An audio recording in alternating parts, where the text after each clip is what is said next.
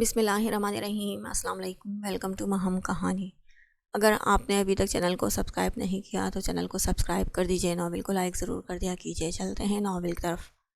مجھے لگتا ہے اس کے پیچھے ملک کا ہاتھ ہے، وہ اتنی آسانی سے پیچھے ہٹنے والوں میں سے نہیں ہے۔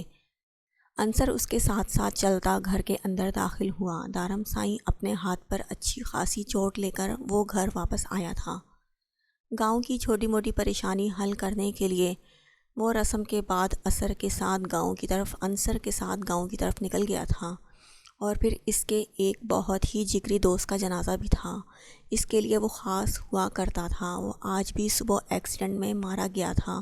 اس کی گاڑی کو کسی نے آگ لگا دی تھی، لیکن دارم سائیں کو اس کی موت کا افسوس نہیں ہوا تھا، کیونکہ دھوکے بازوں کے لیے وہ افسوس نہیں کرتا تھا۔ وہ بھی ایک دھوکے باز تھا، نہ جانے کتنے وقت سے دوست کے روپ میں دشمنوں کا کام سر انجام دے رہا تھا، لیکن وہ جیسے ہی وہاں سے نکلا اس کی گاڑی کی بریک فیل ہو چکی تھی، اور وہ جانتا تھا ایسا جان بوجھ کر کیا گیا ہے، اسی لیے یہ سب کافی آسانی سے ہینڈل کر گیا تھا۔ گاڑی کی بریک جان بوجھ کر فیل کی گئی تھیں، کسی کا ارادہ اسے جانی نقصان پہنچانے کا تھا۔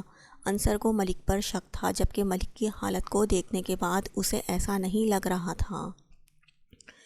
وہ ملک سے بے خبر نہیں تھا، وہ کب کہاں کیا کر رہا ہے سب کچھ اس کے زیر نظر تھا۔ ملک کی حالت ان دنوں کافی خراب تھی، اور اس طرح کا حملہ کرنا ملک کے بس کی بات نہیں تھی، اور ویسے بھی دارم کے ان دنوں اتنے دشمن تھے، کوئی بھی کہیں سے بھی موقع کا فائدہ اٹھا سکتا تھا، اسی لیے وہ اگلے وار کا انتظار کر رہا تھا۔ تم فکر مت کرو ان سے، اب میں ٹھیک ہوں، تم جاؤ آرام سے۔ میں بھی جا رہا ہوں، آرام کروں گا کچھ دیر، پھر کل ساحر سائیں کی بارات ہے تو اس کی بھی تیاری کرنی ہے، بہت کام ہے، تم بھی جلدی آ جانا، اور اس ایکسیڈنٹ کے بارے میں کسی کو بھی کانوں کان خبر نہیں ہونی چاہیے، میں نہیں چاہتا کہ گھر میں کوئی بھی پریشان ہو، وہ اسے سمجھاتے ہوئے بولا۔ لیکن سائیں آپ کا زخم، وہ پریشان ہوا۔ انصر تم میری بیوی نہ بنا کرو، میرے پاس بیوی ہے میرا خیال رکھنے کے لیے، وہ اس کا کندھا تھپتھپاتے ہوئے بولا تھا۔ اس کے چہرے پر مسکراہٹ آ گئی۔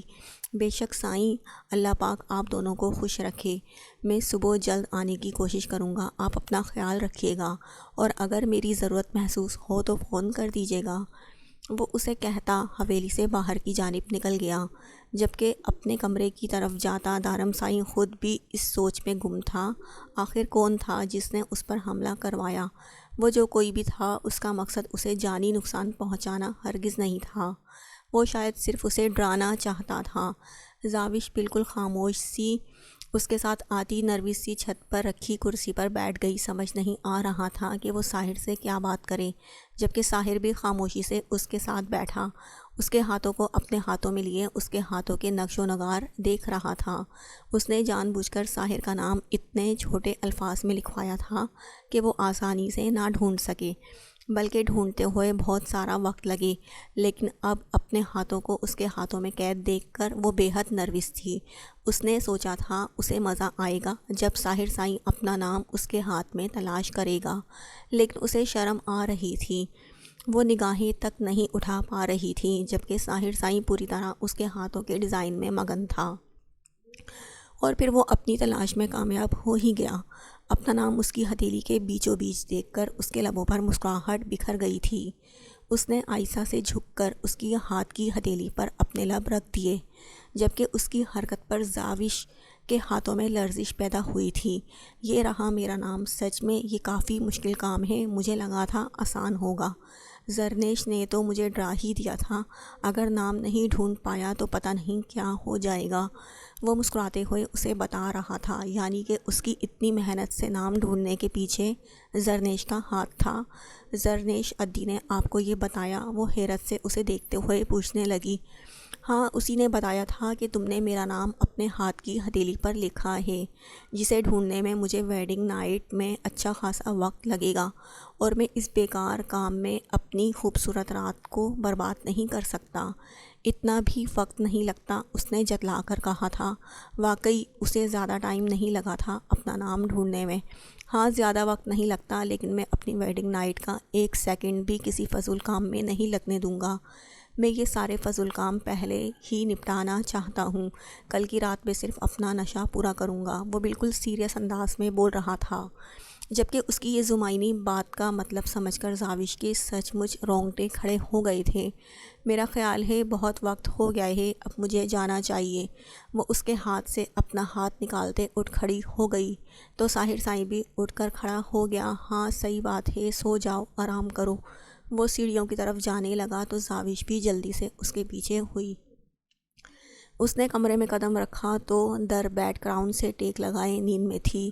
اس نے ابھی تک اپنا لباس چینج نہیں کیا تھا، ہاں لیکن منہ ہاتھ دھو کر بیٹھی ہوئی تھی۔ دارم سائیں کو اپنی ہی بات یاد آئی، اس نے ہی جاتے ہوئے کہا تھا کہ چینج مت کرنا۔ کیا وہ اتنی فرمانبردار تھی اس کی کہ بات مان جاتی؟ یقیناً اسے تیزاب والی دھمکی کافی زور سے لگی تھی۔ وہ مسکراتا ہوا شاور لینے کا ارادہ کر رہا تھا، لیکن زخم ابھی تازہ تھا، اسی لیے شاور لینے کا ارادہ ترک کر دیا۔ وہ طاہر سائیں کی شادی میں اپنے لیے مزید کوئی مسئلہ نہیں چاہتا تھا، اور نہ ہی وہ خود پر ہوئے حملے کے بارے میں کسی کو کچھ بھی بتانا چاہتا تھا۔ گھر میں اتنا خوبصورت ماحول وہ خراب نہیں کرنا چاہتا تھا، اور نہ کسی کو پریشان کرنا چاہتا تھا۔ وہ آئینے کے سامنے رک کر ایک نظر اپنے زخم کو دیکھتا جائزہ لینے لگا۔ کافی گہرا زخم تھا، گاڑی بری طرح سے درخت سے ٹکرائی تھی، جس کی وجہ سے گاڑی کا سامنے والا شیشہ ٹوٹ کر اس کے بازو پر لگا تھا۔ اپنی شرٹ اپنے جسم سے الگ کرتے ہوئے اس نے دور پھینکی اور پھر بیڈ کی طرف آتا بیڈ پر لیٹ کر ایک پرسکون سانس لی۔ وہ اپنا زخم نظر انداز کرتا در کی جانب دیکھنے لگا۔ اس وقت در بہت خوبصورت لگ رہی تھی، وہ پوری طرح اس کا دھیان اپنی طرف کھینچ رہی تھی۔ در جو اس کے ساتھ کر رہی تھی اس پر یقین کرنا کافی مشکل تھا۔ وہ بہت اچھی اداکار تھی، اس نے بہت اچھے طریقے سے ثابت کیا تھا کہ وہ اس سے محبت کرتی ہے۔ پچھلے 5 مہینوں میں اس نے خود پر شک نہیں ہونے دیا تھا، لیکن یہ سب کچھ سہ کر بھی دارم اسے خود سے دور نہیں کر پایا تھا۔ وہ اس سے اتنی محبت کرتا تھا کہ اس کے بغیر رہنا اس کے لیے ناممکن تھا۔ کیا ہوا اگر وہ اس سے محبت نہیں کرتی؟ 5 مہینوں سے تو اس کی زندگی بے حد حسین تھی، اور اسے یقین ہے اس نے در کے ساتھ نہ تو کسی طرح کی کوئی ناانصافی کی ہے اور نہ ہی اس کے حق میں کچھ برا کیا ہے۔ اگر وہ اس سے محبت نہیں کر سکتی تو سمجھوتا کر لے، لیکن طلاق ناممکن تھی۔ وہ قیامت تک اس کے ساتھ یہ رشتہ نبھانے والا تھا۔ ایک تو چاچو سائی نے اس کے سامنے ہاتھ جوڑے تھے، اور اگر ایسا نہ بھی کرتے تو بھی وہ در کو چھوڑ نہیں سکتا تھا۔ در نے اس کے ساتھ بہت برا کیا تھا، اسے تکلیف ہوئی تھی۔ پہلی بار وہ اس طرح کی کسی اذیت سے گزرا تھا، لیکن وہ اس اذیت سے نور کو گزرنے نہیں دے سکتا تھا۔ وہ جانتا تھا جب وہ اس سے طلاق لے کر جائے گی تو آگے اس کی زندگی کوئی آسان نہیں ہوگی۔ جس دولت کا وہ رونا رو رہی ہے وہ سب کچھ تو دارم سائیں کے نام تھا، جو تب تک در کو نہیں مل سکتا تھا جب تک دارم نہ چاہے۔ اگر وہ اسے دے دیتا تو بھی کیا اس کی ماں اس کے پاس کچھ رہنے دیتی؟ در نہ تو اتنی پڑھی لکھی تھی اور نہ ہی دنیا کی چالاکی سمجھتی تھی۔ وہ کیا سوچ کر یہ سب کچھ کر رہی تھی اسے خود سمجھ نہیں آ رہا تھا۔ 19 سال کی لڑکی میں اتنی بڑی سازش کرنے کی ہمت نہیں تھی، اور نہ ہی در کا دماغ اتنا کام کرتا تھا۔ اسے ان سب چیزوں کے لیے پیچھے سے اکسایا جا رہا تھا، اور یقیناً اسے یہ چابی ثمرہ دے رہی تھی۔ وہ عورت نہ تو خود اپنا گھر بسا پائی اور نہ ہی وہ اپنی بیٹی کو بسنے دے رہی تھی۔ یہ بات وہ اب سے نہیں بلکہ 5 ماہ پہلے سے ہی جان گیا تھا، اور یہ اس کی غلط فہمی تھی کہ وہ در کو اس سے طلاق دلوا کر اپنا مقصد پورا کر پائے گی۔ کمرے کی لائٹ آف کرتے ہوئے وہ آہستہ سے اس کے نازک سے وجود کو اپنی باہوں میں بھرتا، اس کے سر کو اپنے سینے سے لگاتا آنکھیں بند کر گیا۔ اس دوران اس نے ذرا سا کسمسا کر آنکھیں کھولی، اور ساتھ ہی اس کے سینے پر ہاتھ رکھتے ہوئے اسے خود سے دور کرنے کی کوشش کی۔ وہ یقیناً نیند میں تھی۔ اس کی مزاحمت پر دارم نے غصے سے اسے گھورتے ہوئے کہا، کیا مسئلہ ہے؟ اس کا حرکت کرتا ہاتھ رک گیا۔ وہ بند آنکھوں سے اس کے سینے پر سر رکھے دوبارہ سو گئی تو دارم سائی نے مسکراتے ہوئے اسے مزید اپنے قریب کر لیا۔ اس کا ہونا دارم کا سکون تھا۔ جب اس کے سینے پر سر رکھ کر سوئی تھی اسے سکون ملتا تھا۔ اس کی موجودگی کا احساس اس کے لیے کتنا خاص تھا، وہ جان جاتی تو خود پر فخر کرتی۔ لیکن اسے فی الحال کچھ بھی بتانے کا ارادہ نہیں رکھتا تھا، کیونکہ اب وہ پہلے اس کی عقل ٹھکانے لگانے کا ارادہ رکھتا تھا، جو اسے یقین تھا جلد سے جلد لگ جائے گی، کیونکہ جو بھی تھا اسے پتہ تھا اس کی دارم دل کی بری نہیں ہے۔ اس کے ہاتھ مہندی سے بھرے ہوئے تھے۔ مسکان کو سنان سائی کے کمرے کے بالکل ساتھ والا کمرہ دیا گیا تھا، ہاں، لیکن دارم کے حکم کے مطابق سنان نے ایک بار بھی اس کے کمرے میں جھانک کر نہیں دیکھا تھا، جبکہ دارم سائی نے کہا تھا وہ اس کا خیال رکھے گا۔ خیال رکھنا تو دور، ایک نظر اسے دیکھ کر وہ چہرہ ہی پھیر جاتا تھا۔ مسکان کو بہت غصہ آیا تھا، وہ اس کے لیے یہاں تک آئی، اتنی سازشیں کی، اتنی پلاننگ کی، اور وہ اسے نظر انداز کر رہا تھا، یہاں تک کہ اسے دیکھنا تک اپنی توہین سمجھتا تھا، اور اوپر سے زرنیش پریگننٹ ہو گئی تھی۔ اس بات نے تو اسے آگ لگا دی تھی، اس کا یہاں آنے کا مقصد پورا ہو یا نہ ہو، لیکن سنان اور زرنیش کو خوش دیکھ کر اس کے اندر جلن بھر جاتی تھی۔ یہاں آنے کے بعد وہ بہت اچھے طریقے سے سمجھ گئی تھی سنان زرنیش سے بہت محبت کرتا ہے، اور ان دونوں کو الگ کرنا آسان نہیں تھا۔ زرنیش یہ بھی جان چکی تھی کہ وہ سنان کے نکاح میں ہے، ان کے بعد بھی اس نے کوئی بڑا ہنگامہ نہیں کیا تھا، لیکن وہ اتنی آسانی سے یہ سب کچھ ختم ہونے نہیں دے سکتی تھی۔ زرنیش نے ہنگامہ تو کرنا ہی تھا، ابھی نہ صحیح، کچھ دیر بعد صحیح۔ سنان سائی، اپنے بھائی کی شادی کو انجوائے کر لو، پھر دیکھنا میں کیا دھماکہ کرتی ہوں۔ وہ اپنے خیالوں میں سنان سائی سے مخاطب مسکرائی تھی۔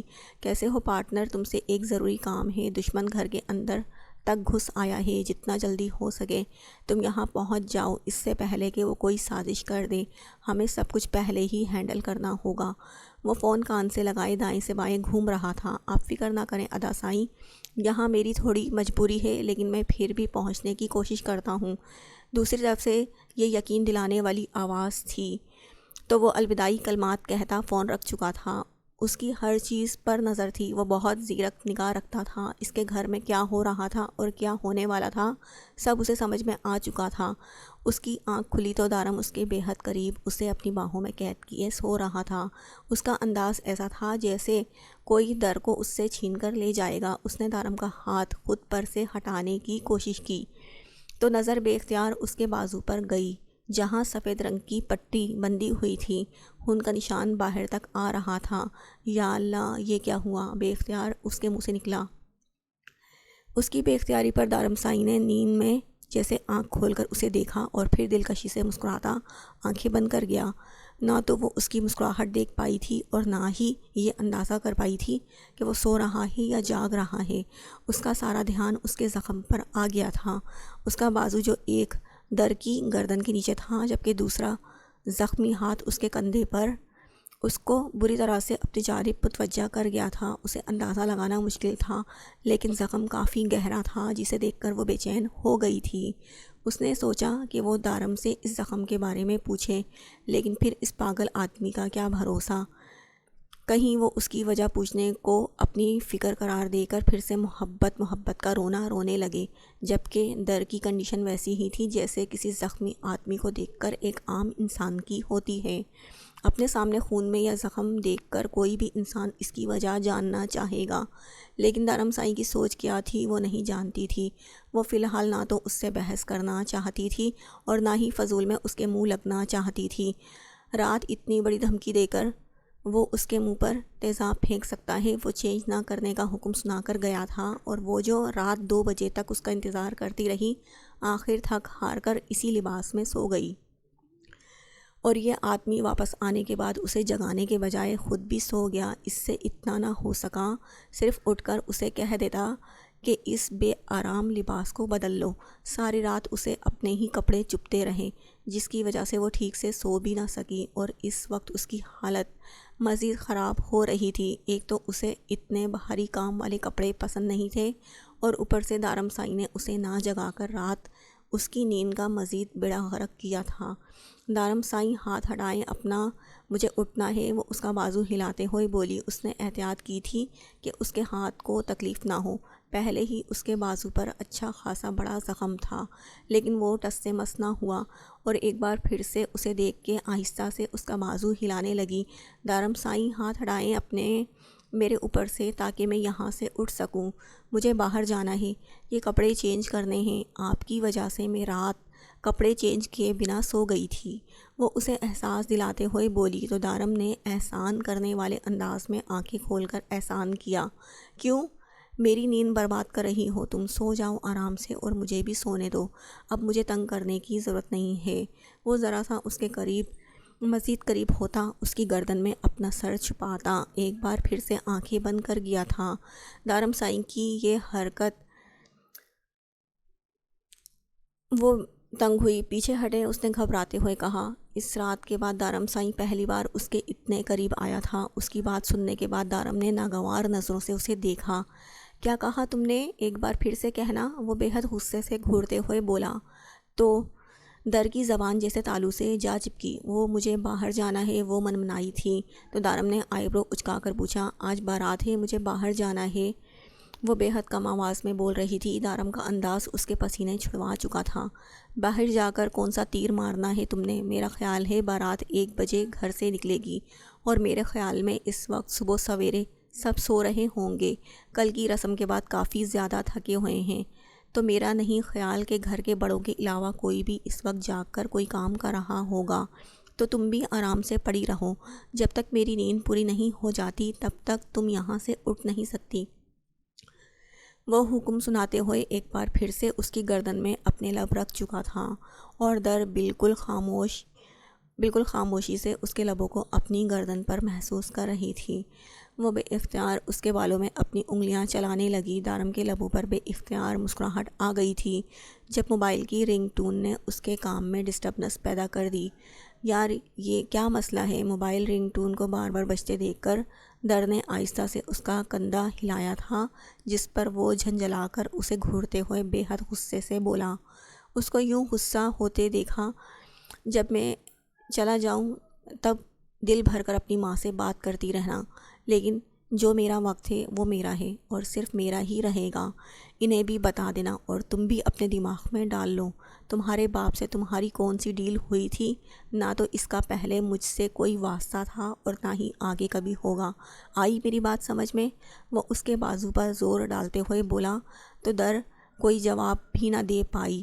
کیا یہ ساری چیزیں اس کی نظر میں کوئی اہمیت نہیں رکھتی تھیں؟ وہ حیرانگی سے اسے دیکھتے ہوئے سوچ رہی تھی، جبکہ دارم سائیں اپنے ہی آپ میں مصروف تھا۔ اس کی سوچوں سے اس کا کوئی لینا دینا نہیں تھا۔ اس وقت اسے کسی چیز سے مطلب تھا تو وہ صرف اس کی طلب تھی، جو صرف اس کی بیوی ہی پوری کر سکتی تھی۔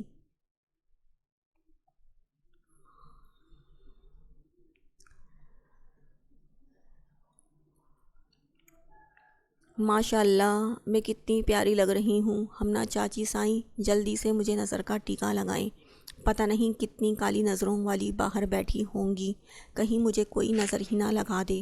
وہ ہمنا بیگم کو اندر داخل ہوتے دیکھ کر کہنے لگی۔ اس میں کوئی شک نہیں تھا کہ وہ بے انتہا خوبصورت لگ رہی تھی، اور ساحر سائیں کی پسند کردہ سرخ لہنگے میں اس کے حسن کو 4 چاند لگ گئے تھے۔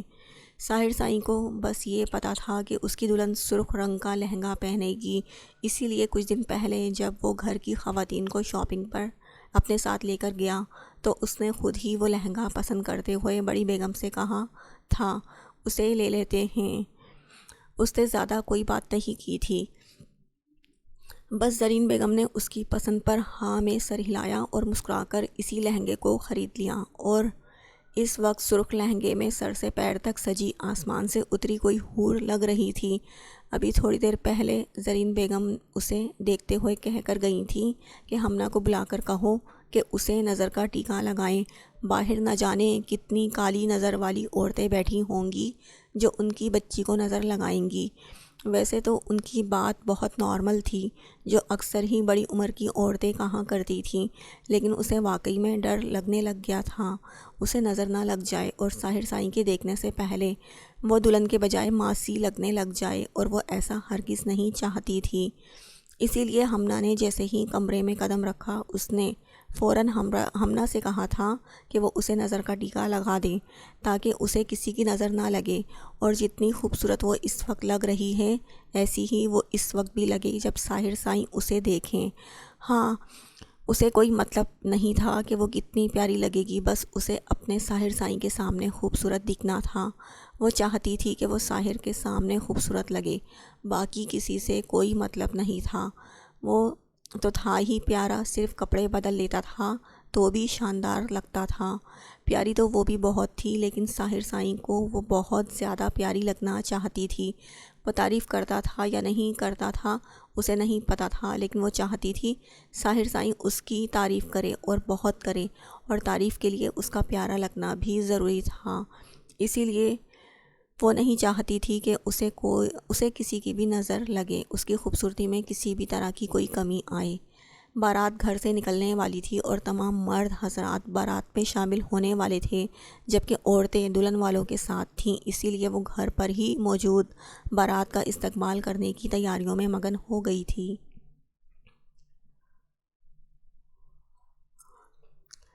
نکاح کا سارا انتظام ہو چکا تھا، تھوڑی ہی دیر میں بارات نے آ جانا تھا۔ اس کے ساتھ ہی ثنا کا نکاح ہونا تھا اور اس کے ساتھ ہی ثنا کا نکاح ہونا تھا۔ کہنے کو تو ثنا کا صرف نکاح تھا، لیکن پھر بھی اسے دلہن کی طرح تیار کیا گیا تھا۔ آخر نکاح کوئی عام بات تو ہرگز نہ تھی۔ پنک کلر کی بھاری میکسی میں دلہن کی طرح تیار وہ بے حد حسین لگ رہی تھی۔ خوبصورت تو ویسے بھی وہ بہت تھی، لیکن آج اس کا حسن بہت نکھر کر سامنے آیا تھا، اور کچھ پارلر والی کی ماہر ہاتھوں نے اس کے حسن میں چار چاند لگا دیے تھے۔ وہ دونوں دلہنیں اس وقت ایک ہی کمرے میں بیٹھی اپنی نئی زندگی کی شروعات کا سوچ رہی تھیں۔ جہاں زاوش بار بار کھڑکی پر جا کر اپنی بارات کا انتظار کرتی تھی، وہیں ثنا اس کی بے قراری پر مسکرائے جا رہی تھی۔ لڑکی، تم کیوں تائی اماں سائیں کے ہاتھوں اس دلہن کے روپ میں جوتے سے مار کھانا چاہتی ہو؟ آرام سے بیٹھ جاؤ، اگر کسی نے تمہاری یہ بے قراری دیکھ لی نا تو بہت مذاق اڑائیں گے۔ اسے چوتھی بار کھڑکی کی طرف جاتا دیکھ کر ثنا نے اسے ٹوکتے ہوئے بولا تھا، میں ساحر سائیں کو دیکھنا چاہتی ہوں کہ وہ کیسے لگ رہے ہیں، اور دلہا بن کر تو پتہ نہیں انہوں نے بھی فیشل کروایا ہے یا نہیں کروایا۔ ویسے میں نے سنا ہے کہ دلہے کا بھی پورا کا پورا میک اپ کیا جاتا ہے، آپ کو پتہ ہے؟ وہ واپس آ کر اسے نئی خبر سنانے لگی تو اس نے بے اختیار اپنا ہاتھ اپنے ماتھے پر دے مارا۔ نہیں میری ماں، مجھے نہیں پتہ اس بارے میں کچھ بھی، اور اگر تمہارے دلہا نے میک اپ کروایا ہوا تو تم دیکھ لینا خود ہی، تمہیں پتہ چل جائے گا۔ وہ اس کے سامنے ہاتھ جوڑتے ہوئے بولی، اوہ ہو ادی، آپ تو آدم بیزار ہیں، کیا ہو گیا ہے آپ کو؟ دلہن کے روپ میں اس طرح سے منہ بنا کر نہیں بیٹھا جاتا، روپ خراب ہو جاتا ہے۔ ہنستے رہیں، مسکراتے رہیں، اپنا حسن بچا کر رکھیں۔ ویسے آپ اپنا حسن کس کے لیے بچا کر رکھیں گی؟ آپ کا دلہا تو 7 سمندر پار بیٹھا ہے۔ ہائے کاش پھوپھا سائیں کی طبیعت ٹھیک ہو جاتی تو وہ بھی آتے، کتنا مزہ آتا، آپ کی شادی ہو رہی ہوتی۔ ساتھ وہ کہتے ہوئے مایوسی سے بولی تو ثنا مسکرا دی۔ اچھا ہی ہوا جو وہ لوگ نہیں آئے، کیونکہ اگر وہ لوگ آتے تو میں تمہاری شادی کس طرح سے انجوائے کرتی، اور تم بھی میری شادی ٹھیک سے انجوائے نہیں کر پاتی۔ وہ اسے اس بات کا فائدہ بتانے لگی تو زاوش نے ہاں میں سر ہلا دیا۔ ٹھیک کہہ رہی تھی، اگر اس کی شادی اس کے ساتھ ہوتی تو یقیناً وہ انجوائے نہ کر پاتی، کیونکہ اسے کمرے سے باہر ہی نہیں نکلنے دیا جا رہا تھا۔ ابھی وہ دونوں باتوں میں مصروف تھیں کہ پھر بارات آ جانے کا شور ہوا۔ اوئے میرے دلہے کو زیادہ لوٹا تو نہیں؟ زرنش نے جیسے ہی اندر قدم رکھا اس نے پہلا سوال یہی پوچھا تھا۔ نہیں زیادہ نہیں لوٹا، اتنا ہی لوٹا ہے جتنا تم نے میرے دلہے کو لوٹا تھا۔ وہ مسکراتے ہوئے اس کے قریب آئی تو زاوش نے مایوسی سے دیکھا، جبکہ ثنا مسکرائی تھی۔ ارے منہ مت بناؤ زاوی، بڑا ہی شریف دلہا ہے تمہارا، جتنے پیسے مانگے انہوں نے نکال کر دے دیے، نہ کوئی بحث نہ کوئی تکرار، جیب بھر کر آیا تھا۔ ہم نے کسی قسم کا کوئی ڈرامہ نہیں کیا، بس ہم نے مانگے انہوں نے دے دیے، بات ختم۔ زرنیش نے اس کی افسردہ شکل دیکھتے ہوئے کہا۔ انہیں سچ میں ساحر سے اس طرح کی امید نہیں تھی، وہ سچ میں ان کے لیے ضرورت سے زیادہ ہی شریف اور معصوم ثابت ہوا تھا۔ شاید وہ کسی قسم کی بحث میں پڑنا ہی نہیں چاہتا تھا۔ چلو اب باہر چلو، باہر چل کے ایک اور رسم بھی کرنی ہے، اس کے بھی پیسے ملنے ہیں۔ ثانیہ اسے پکڑتے ہوئے بولی تو زاوش نے اسے گھور کر دیکھا۔ وہ تو سچ مچ میں اس کے دلہے کو لوٹنے والا کام کر رہے تھے۔ جو اسے بالکل پسند نہیں آیا تھا۔ ساحر یہ کیا کر رہے ہو؟ شادی پہ سگریٹ نوشی کون کرتا ہے؟ وہ ایک سائڈ پہ کھڑا سگریٹ پینے میں مصروف تھا جب سنان اس کے کان میں بولا تھا، کہاں پر بورڈ لگا ہے کہ دلہا بن کر میں سگریٹ نہیں پی سکتا؟ وہ آگے پیچھے دیواروں کی طرف دیکھتے ہوئے اس سے پوچھنے لگا تو سنان نے بھی اس کے ساتھ ہی آگے پیچھے دیکھا، کہیں سچ میں تو کوئی بورڈ نہیں لگا ہوا؟ نہیں، بورڈ تو نہیں لگا، لیکن پھر بھی انسان کو خود ہی احتیاط کرنی چاہیے۔ یہاں دلہا بن کے سگریٹ پہ سگریٹ پھونکی جا رہی ہے، سچ میں دلہا نہیں نشئی لگ رہے ہو؟ وہ اسے سمجھاتے ہوئے ذرا سخت لہجے میں بولا، اگر اتنا ہی نشئی لگ رہا ہوں تو میرے ساتھ مت رکو، لیکن مجھے آرام سے پینے دو۔ وہ سگریٹ کی جانب اشارہ کرتے ہوئے بولا، جسے سگریٹ نہ ہو بلکہ اس کی کوئی بے حد ضروری چیز ہو جس میں وہ کسی بھی قسم کی آرگومنٹ برداشت نہیں کر سکتا ہو۔ اور سچ بھی تو یہی تھا کہ وہ سگریٹ کے معاملے میں کسی بھی طرح کی مخالفت برداشت نہیں کر سکتا تھا، اور سنان بھی یہ بات بہت اچھے طریقے سے جانتا تھا، اسی لیے بالکل خاموش ہو کر ایک سائیڈ ہو گیا۔ اسے پرواہ نہ تھی کہ اس کے سگریٹ پینے سے کس کو کیا مسئلہ ہوتا ہے۔ اگر کسی کو اتنی ہی تکلیف ہے اس کے سگریٹ پینے سے تو خود ہی اس سے تھوڑا الگ ہو کر کھڑا ہو جائے۔ اسے کوئی مسئلہ نہیں تھا، لیکن کوئی اس پر کمنٹ کرے اس کو برداشت نہیں کر سکتا تھا، پھر وہ اس کا باپ ہی کیوں نہ ہو۔ لڑکیاں اپنا سا منہ لے کر کھڑی ہو گئی تھیں جب ساحر کو زاوش کے ساتھ بیٹھنے پر ان لوگوں نے 50,000 روپے کی ڈیمانڈ کی، اور ساحر سائی نے بنا کسی بھی چوں چرا کے پیسے ان کے حوالے کر کے ایک سائیڈ ہونے کا اشارہ کر دیا۔ ان کی حالت دیکھ کر زاوش کو بڑی ہنسی آئی تھی، کیونکہ وہ تو اندر بڑی پلاننگ کر کے آئی تھیں کہ ساحر کو بہت تنگ کریں گے، اور یہاں ساحر سائی نے تنگ ہونے سے پہلے ہی پیسے ان کے منہ پر دے مارے۔ نہ کوئی بحث نہ کوئی تکرار، وہ خاموشی سے ایک طرف ہو گئی تھیں۔ جبکہ اس کے ساتھ بیٹھا وہ بالکل خاموشی سے سامنے دیکھ رہا تھا۔ اپنے ساتھ بیٹھی اس پری پیکر نے خود کو گھونگھٹ میں چھپا رکھا تھا۔ اچھا ہی تھا، وہ اپنی دلہن کو ہر کسی کی نظر میں آنے بھی نہیں دینا چاہتا تھا۔ وہ خود ہی اس کا گھونگھٹ ہٹا کر اس کے حسن کو دیکھنا چاہتا تھا۔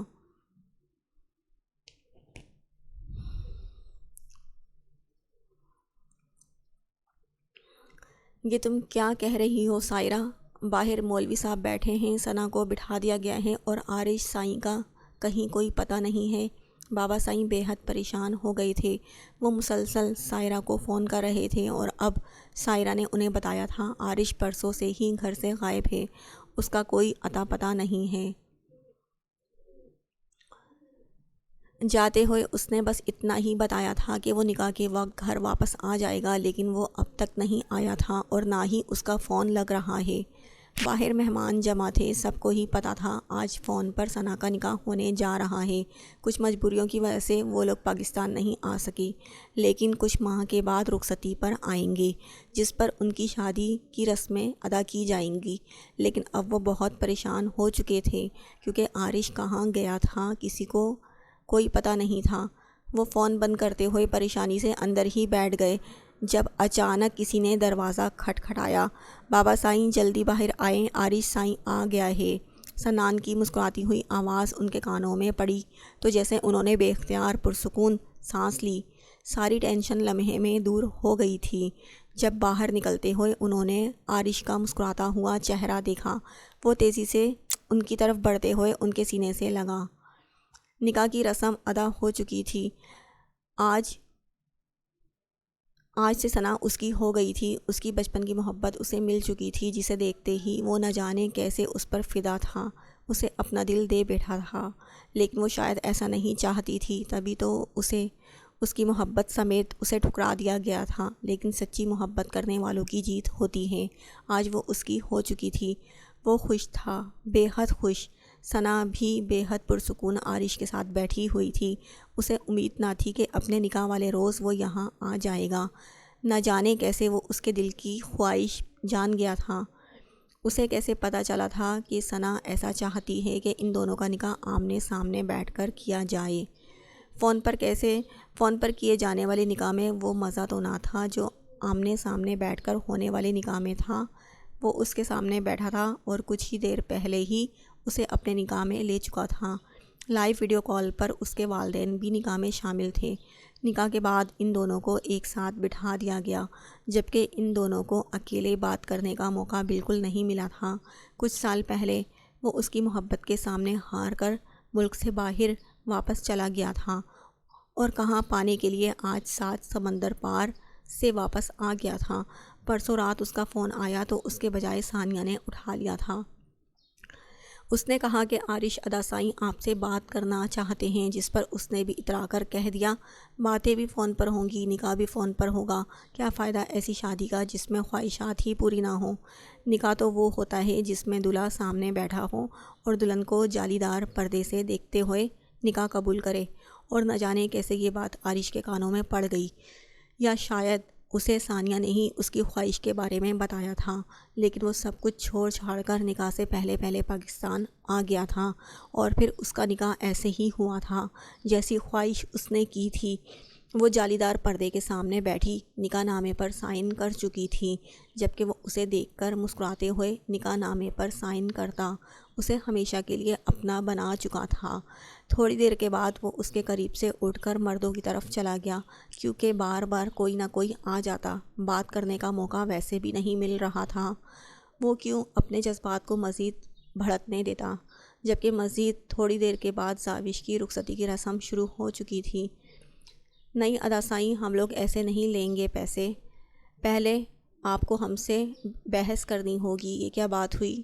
نہ کوئی مستی نہ کوئی مذاق، ہم نے پیسے مانگے اور آپ نے دیے، اس طرح سے ہم نہیں لیں گے۔ ثنا انکار کرتے ہوئے بولی، ہاں بالکل نہیں لیں گے، ہمیں نہیں چاہیے آپ کے پیسے، پہلے ہم سے لڑائی کریں پھر لیں گے اور آپ کو جانے دیں گے، آپ کو اندر جانے کی اجازت تب ہی ملے گی۔ زرنیش نے بھی اس کی ہاں میں ہاں ملائی، جبکہ ثانیہ تو ان کے ساتھ ہی تھی اور در خاموشی سے کھڑی تھی۔ تم لوگوں کو پیسے سے مطلب ہونا چاہیے، لڑائی جھگڑے سے نہیں، بلکہ تمہیں تو خوش ہونا چاہیے کہ بنا کسی بحث کے میں تم لوگوں کی مطلوبہ رقم دے رہا ہوں، اور اب یہ پیسے پکڑو اور راستہ چھوڑو میرا۔ وہ سگریٹ ہاتھ میں دبائے ان سب کو گھورتے ہوئے بولا۔ ایک تو وہ سخت طبیعت تھا اور دوسرا غصہ ہر وقت اس کی ناک پر سوار رہتا تھا۔ نہ تو اس نے کبھی کسی سے زیادہ مستی مذاق کیا تھا اور نہ ہی کبھی ان سے کسی کو زیادہ خود سے فری ہونے دیا تھا۔ یہی وجہ تھی کہ وہ چاہتی تھی کہ شادی میں تو کم از کم اسے خوب سارا تنگ کریں، لیکن اب ایسا بھی ممکن نہیں لگ رہا تھا۔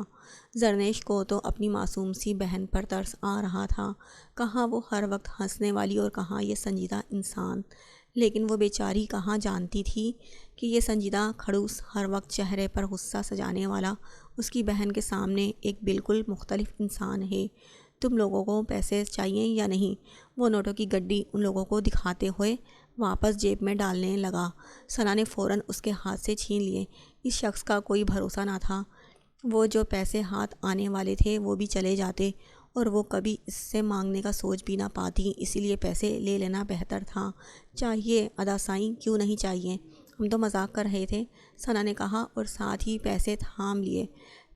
پیسوں کے لیے ہی تو ہم لوگ یہاں پر کھڑے ہیں، کیوں لڑکیوں، آپ اندر جا سکتے ہیں، ہمیں کوئی مسئلہ نہیں ہے۔ وہ سب بتیسی دکھاتے ہوئے بولی، ہاں بالکل آپ اندر جائیں، آپ تو ایسے گھور رہے ہیں جیسے کھا جائیں گے ہمیں۔ میں پوچھتی ہوں اپنی شادی پر اتنا کھڑوس پن کون دکھاتا ہے؟ زرنیش نے بڑی مایوسی سے دیکھتے ہوئے کہا، یہ ایسا ہی ہے زرنیش ڈارلنگ، کسی سے ہنس کر بات کرنا شان کے خلاف ہے اس کے، اسی لیے اسے زیادہ پریشان کرنے کی ضرورت نہیں ہے۔ اپنی مطلوبہ رقم پکڑو اور راستہ چھوڑو اس بیچارے کا، اور میرے بھائی تم یہ سگریٹ یہیں ختم کر کے جانا، اندر دلہن کے کمرے میں پھولوں کی خوشبو ہے، تمہارے دھوئیں کی خوشبو باہر رہے تو بہتر ہے۔ سنان نے زرنیش کو کہتے ہوئے ساحر کے کان میں کہا، جو اب تک سگریٹ انگلیوں میں دبائے ہوئے تھا۔ اس نے کہا کچھ نہ تھا، بس ایک گہرا کش لیتے ہوئے سگریٹ کو وہیں زمین پر پھینک کر جوتے سے مسلا اور اندر چلا گیا۔ تمہیں ضرور کوئی غلط فہمی ہوئی ہے انصر، اس طرح گھر کے اندر کوئی نہیں آ سکتا، اور ویسے بھی گھر کے اندر بہت سارے مہمان ہیں، میرا نہیں خیال کہ اس طرح کی چیکنگ بہتر رہے گی۔ انصر کے ساتھ کچھ گارڈز اور پولیس والے تھے، ان کا کہنا تھا حویلی کے اندر کچھ گڑبڑ ہونے والی ہے۔ نہیں جناب، ہمیں ایک دفعہ چیک کرنے دیجیے، پہلے بھی آپ پر جان لیوا حملہ ہوا ہے۔ ہمیں شک ہے کہ آپ کے گھر کے اندر ہی وہ لوگ چھپ کر بیٹھے ہیں جو کبھی بھی کسی بھی لمحہ حملہ کر کے آپ کو نقصان پہنچا سکتے ہیں۔ یہ ضرور کسی دشمن کا کام ہے، اور ہماری انفارمیشن سے جتنا پتہ چلا ہے اس کے مطابق کوئی شوٹر ہے جو 2 دن پہلے ہی انگلینڈ کی جیل سے چھوٹا ہے۔ آپ کے ساتھ اس کی کیا دشمنی ہے کچھ بتایا نہیں جا سکتا، لیکن کچھ دن پہلے وہ پاکستان آیا ہے اور لوگوں کا کہنا ہے کہ وہ کسی کو آپ کی تصویر دکھا کر آپ کے بارے میں معلومات حاصل کر رہا تھا۔ ہمیں شک ہے کہ ملک نے ہی کوئی گیم کھیلا ہے۔ آپ پر جان لیوا حملہ کرنے کے پیچھے ملک کا ہاتھ لگتا ہے۔ ہو سکتا ہے کہ وہ یہ ظاہر کر رہا ہو کہ وہ خود بیمار ہے اور اس طرح سازشیں کر کے آپ پر جان لیوا حملہ کروایا ہو۔ دیکھیں سائی، آپ کی حفاظت کرنے کی ضرورت ہے۔ آپ ہمارے گاؤں کے سردار ہیں، ہم نہیں چاہتے آپ پر کسی بھی طرح کی کوئی مصیبت آئے۔ سائی، ہمیں ہمارا کام کرنے دیں، انسپکٹر نے بہت عاجزی سے کہا۔ ٹھیک ہے انسپکٹر، تم لوگ اپنا کام کرو، لیکن حویلی کی چیکنگ نہیں ہوگی۔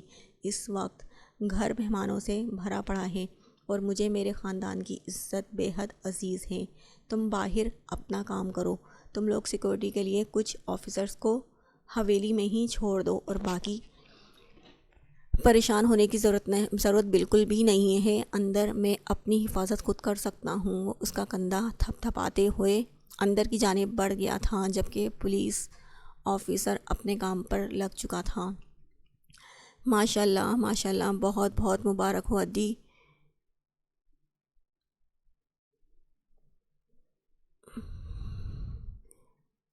دادی بننے والی ہو زرین ادی، بہت خوشی کی بات ہے۔ اللہ تمہارا گھر خوشیوں اور رونقوں سے بھر دے۔ لیکن کیا دارم سائیں کی طرف سے بھی کوئی خوشخبری نہیں آئی؟ 5 ماہ ہو چکے ہیں شادی کو۔ میرے خیال میں دارم سائیں اور سنان سائیں کی شادی ایک ساتھ ہوئی تھی نا؟ سنان کی طرف سے خوشخبری ملی ہے، دارم سائیں کی طرف سے کب ملے گی؟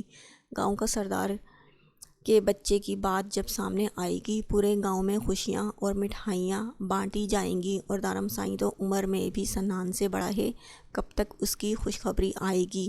جب بڑی بیوی بہو باہر سے لائی ہیں، اسی لیے ابھی 5 سال تک کوئی ارادہ نہیں ہے۔ اب بہو باہر کے ملک کی آئی ہے، اپنی مرضی بھی چلانی ہوگی، لیکن آپ بھی اسے سمجھائیں کہ گاؤں والے بےتاب ہیں سردار سائیں کی اولاد کی خوشخبری کے لیے۔ وہ عورت اپنی ہی بولے جا رہی تھی، جبکہ وہ باقی ساری عورتیں اس کی باتوں پر مسکراتے ہوئے ہاں میں ہاں ملا رہی تھیں۔ تھوڑی دیر پہلے ہی بڑی بیوی نے نور سے سب مہمانوں کے لیے چائے بنوا کر لانے کے لیے کہا تھا۔ جب وہ ملازمہ سے چائے بنوا کر لائی تو اندر عورتیں باتوں میں مصروف تھیں۔ یہ بات سن کر اس کو اپنا اندر جانا مناسب نہیں لگا، اسی لیے ملازمہ کو اندر جانے کے لیے کہا۔ حد ہے ان لوگوں کی سوچ بچوں پر ہی آ کر کیوں ختم ہوتی ہے۔ زرنیش ادی کی طرف سے خوشخبری تو ملی ہے، ان کو انجوائے کریں، میرے پیچھے کیوں لگ گئی ہیں جاہل عورتیں؟ نہ تو مجھے بچے سے مطلب ہے اور نہ ہی بچے کے ابا سے۔ بس 6 مہینے پورے ہوں اور میں یہاں سے نکلوں، کہاں آ کر پھنس گئی ہوں۔ ٹھیک ہی کہتی تھی موم، یہاں سب لوگ پڑھے لکھے جاہل ہیں، پڑھ لکھ کر ڈگریاں تو حاصل کر لیں، لیکن سوچ وہی جاہلوں جیسی ہے۔ جب تک بچہ نہیں ہوگا تب تک عورت کی کوئی اوقات نہیں ہے، اس کی کوئی حیثیت نہیں ہے۔ وہ وہیں باہر کھڑی اونچی آواز میں عورتوں کی سوچ پر افسوس کر رہی تھی، جبکہ دارم سائیں اس کے بالکل قریب اس کی باتوں کو بہت غور سے سن رہا تھا۔ یہ جو بوڑھی عورتیں ہیں نا، ان کی زندگی ان کی اولاد اور شوہر کے آگے پیچھے گھومتی ہے۔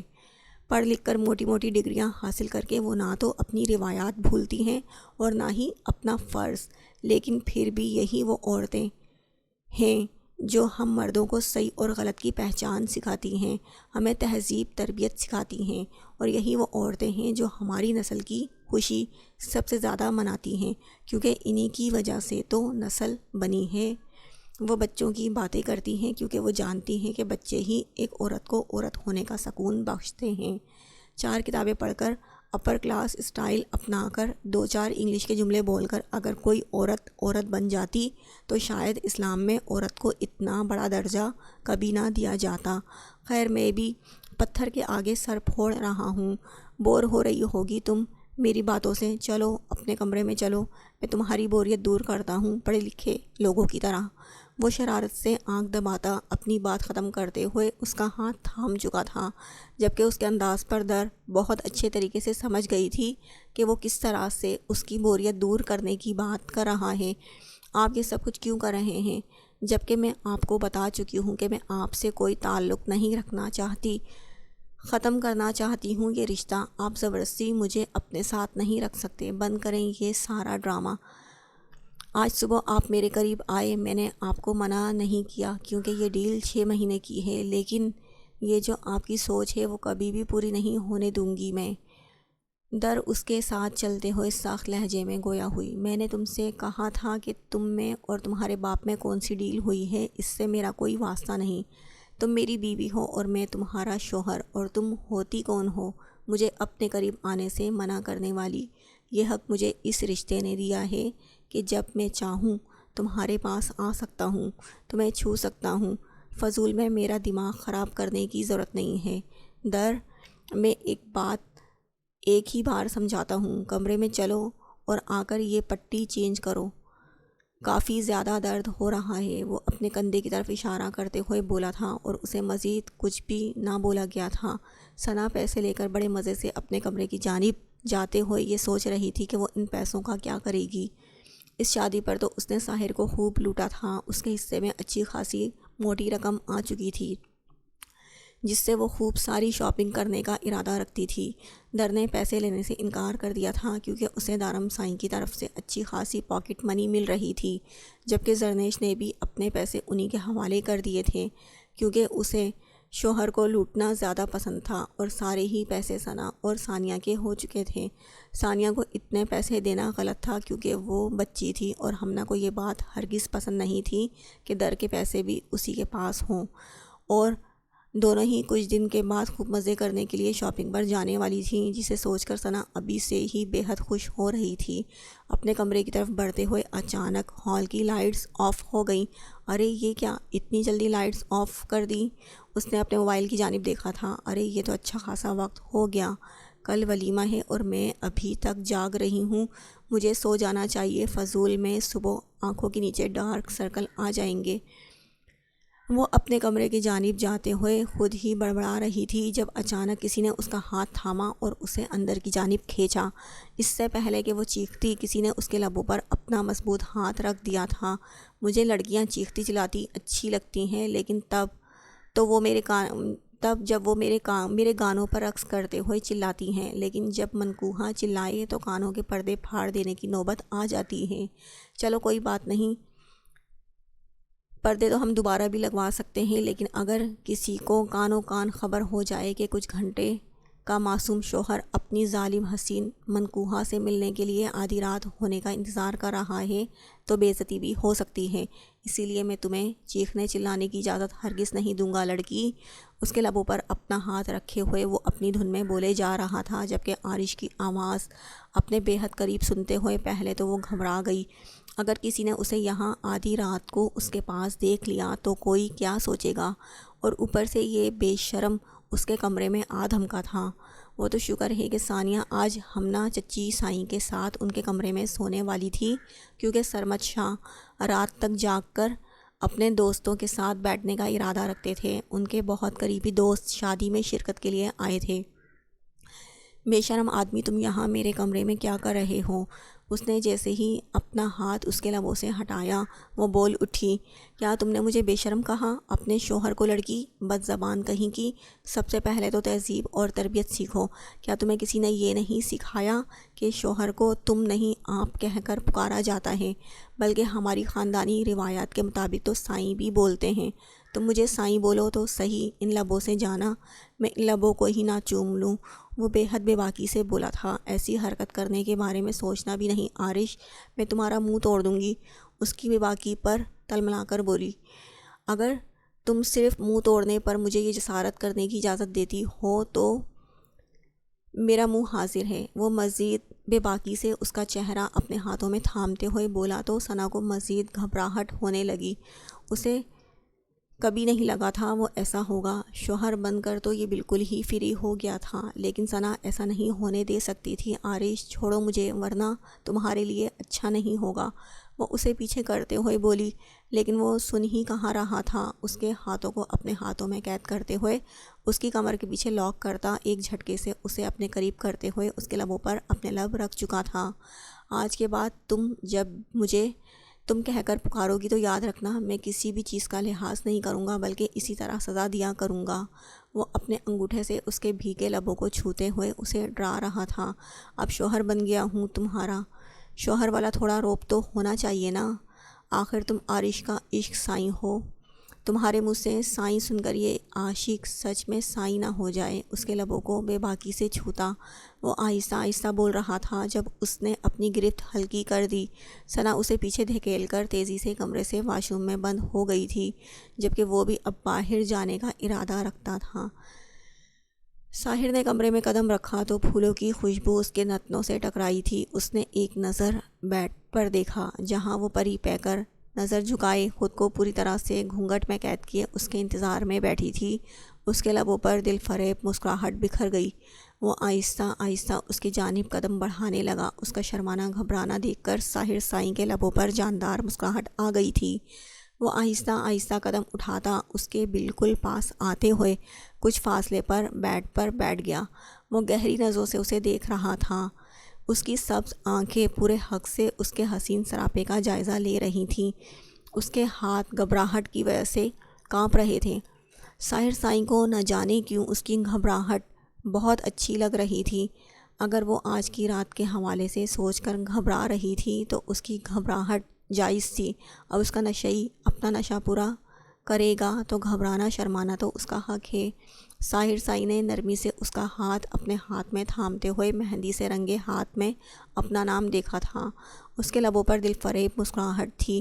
اس کے ہاتھ میں اپنے لب رکھتے ہوئے وہ اس کے مزید قریب ہوا تو وہ اپنا ہاتھ کھینچ کر پیچھے ہوئی، لیکن اس سے پہلے کہ وہ پیچھے ہٹتی ساحر سائیں اس کے بازو کو پکڑ کر اپنے قریب کر چکا تھا۔ اب کیوں دور ہو رہی ہو مجھ سے؟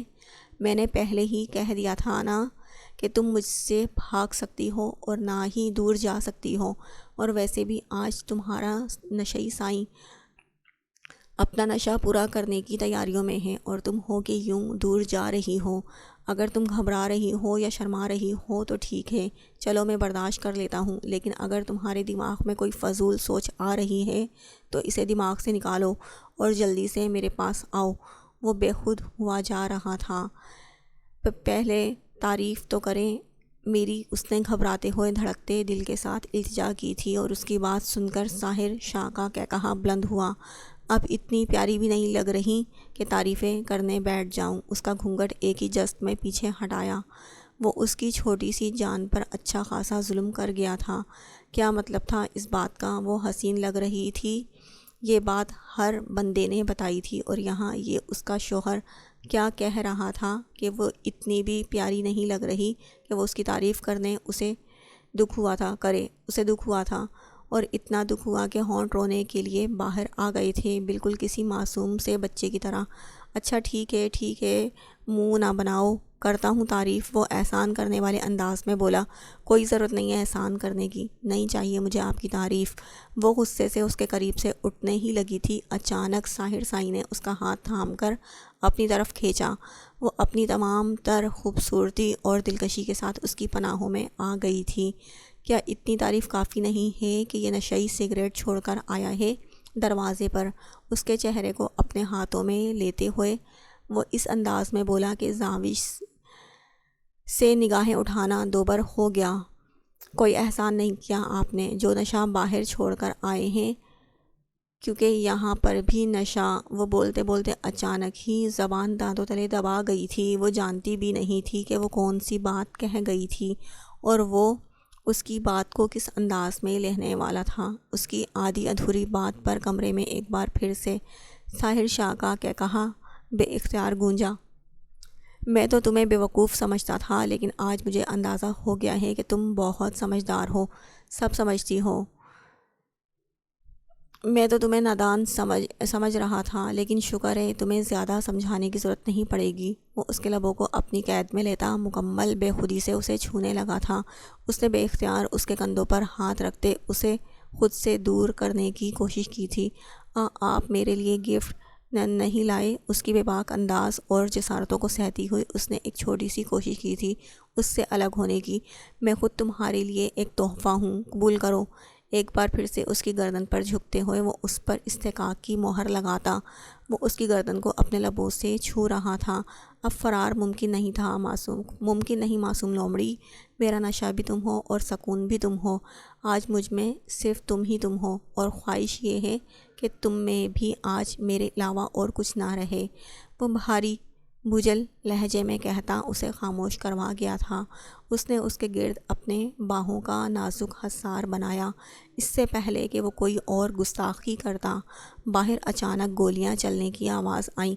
رات کے اس وقت کون آتش بازی کر رہا ہے اسے سمجھ میں نہیں آیا، جبکہ آتش بازی کرنے سے منع کر دیا گیا تھا کیونکہ ثانیہ آتش بازی سے خوفزدہ ہو جاتی تھی، اور اس وقت بھی اسے اسی کی چیخ سنائی دی تھی۔ یا اللہ! باہر گولیوں کی آواز پر زاوش اپنے سینے پر ہاتھ رکھ کر بولی، جبکہ ساحر اپنی قمیض پہنتا ریوالور اٹھا کر تیزی سے باہر کی جانب بھاگا تھا، کیونکہ گولیوں کی بوچھاڑ سے اس نے اندازہ لگا لیا تھا کہ یہ آتش بازی نہیں ہو رہی بلکہ حویلی پر کسی نے حملہ کیا ہے۔ سب لوگ باہر جمع ہو چکے تھے۔ مہمانوں کی چیخ و پکار کے ساتھ ہی سیکورٹی گارڈز تیزی سے اندر کی جانب بڑھ رہے تھے۔ ساحر سائیں چھت پر دارم سائیں تیزی سے بھاگتا ہوا ساحر سے بولا تو وہ بھی اس کے پیچھے ہی چھت کی جانب بھاگا تھا۔ وہ دونوں جتنی تیزی سے اوپر کی جانب آ رہے تھے اتنی تیزی سے سامنے سے آنے والے شوٹر نے دارم سائیں کے سینے کے بیچوں بیچ گولی چلائی تھی۔